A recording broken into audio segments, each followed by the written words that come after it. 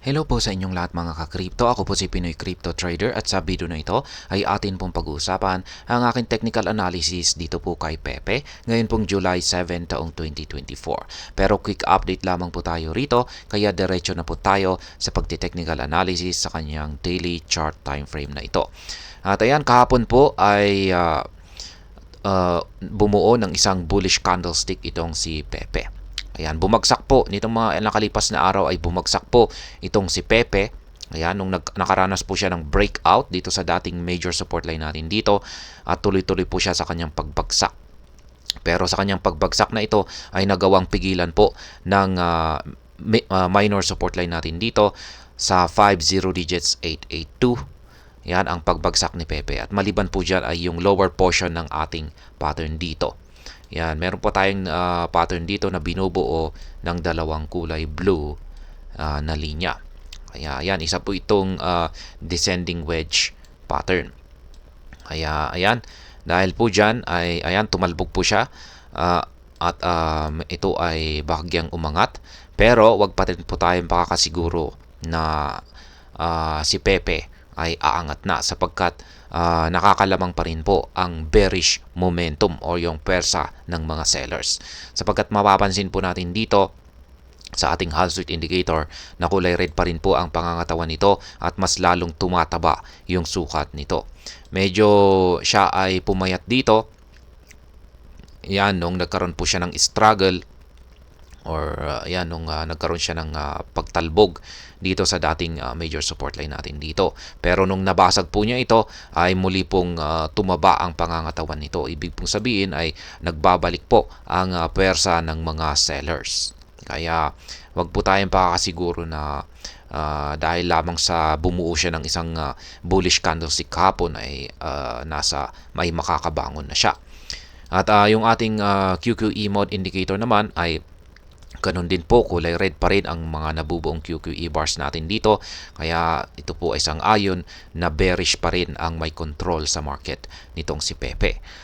Pero mapapansin po natin na lumiliit yung mga sukat nito sapagkat dulot po yan ng kanyang naranasang struggle dito sa minor support line natin dito at ang kanyang pagtalbog dito. Pero ayan, kahit na ganyan po, kahit na lumiliit po yung mga sukat nito, ay sa kabuuan ay bearish pa rin po ang kalagayan ni Pepe. Kaya dahil dyan ay ang aking nakikita po na magiging galaw nitong si Pepe sa mga paparating na araw ay magko-consolidate po rito or magsa-sideways po ito dito sa ibabaw ng minor support line natin dito na 50 digits 882. Magko-consolidate lamang po siya rito. At ngayon sa nakalipas po na pattern natin ay meron pong isang triangle pattern dito na ating ginamit na basihan. Ayan, at nagkaroon nga ng breakout sa lower portion nito kaya bumagsak. Ngayon ay meron po tayo ulit pwedeng gamitin isang pattern dito. Triangle pattern po ulit ito. At yan, lagay po natin, plot po natin siya. Ayan, asan yung triangle? At yung pattern natin dito ay ayan dito. Ayan po siya. Ayan, yung ating panibagong pattern dito. Ngayon kapag magkakaroon po siya ng breakout dito sa lower portion ay syempre magpapatuloy ito sa kanyang pagbagsak. At yan, sa tingin ko ay magko-consolidate po siya hanggang umabot po siya rito sa dulo ng ating triangle pattern na ito. Or malamang baka dito sa kalagitnaan or malapit po sa dulo. At sa tingin ko ay dito po siya makakaranas ng breakout. At yan, kung dito po siya nakaranas ng breakout sa lower portion ay babagsak po siya. Pero pag dito po siya sa upper portion magkakaroon ng breakout ay aangat po siya. Kaya ayan. Yan po yung panibagong pattern natin dito. Kung saan ay yung basehan natin dito ay yung pattern na rin natin dito na isang descending wedge pattern at saka yung ating minor support line dito. Ngayon ay na-trigger po yung ating buy pending order na nakaabang rito sa ating minor support line dito. Na-trigger po yan nitong nakalipas na July 5. Ayan, kaya nakabili po tayo dito. At dahil po dyan ay magsiset po tayo ng isang take profit dito. Ayan, or sell pending order. Kaya yan po yung bagong setup natin dito kay Pepe. Kaya zoom out po natin. Yan na po yung aking mga yung updated na live spot trading positions ko dito kay Pepe. Yan, meron po akong tatlo na nakaabang dito sa itaas na mga sell pending order or take profit na nakatapat po sa mga resistance line natin dito.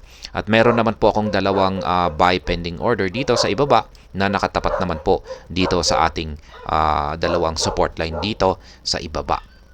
Kaya ayan, kung nais po ninyong tularan or gayahin, ay yan po, malayo po kayong gayahin yan. At madali lang naman pong iset up yan kasi nakatapat naman po sa mga price levels ng mga resistance at saka support line natin dito. Kaya napakalinaw po. At yan, sa mga bago lamang po rito ay na nagtatanong kung ano ang gamit kong platform dito ay ito po ang TradingView. Yung dalawang indicators naman po rito ay yung nandito sa chart ay yan po ang Hall Sweet Indicator. Yung nandito naman po sa ibaba ay ito naman po ang QQE Mod Indicator. Ayan, meron po akong ginawang video na nagpapaliwanag kung paano gamitin ang dalawang indicators na ito at yung mga link po sa mga video na yan ay nasa description ng video na ito. Kaya check na lamang po ninyo ang description ng video na ito.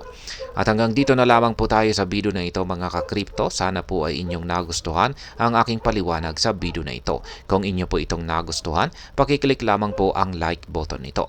Para naman po sa mga bago lamang dito, kayo po ay aking inaanyayahan para mag-subscribe. Pakiclick na rin po ang bell icon nito dahil ito po ang siya magsisilbing notification nito sa mga bago kong videos na akin pong ina-upload sa aking YouTube channel na ito. Marami pong salamat sa panonood. Ingat po tayo lagi at God bless po sa ating lahat.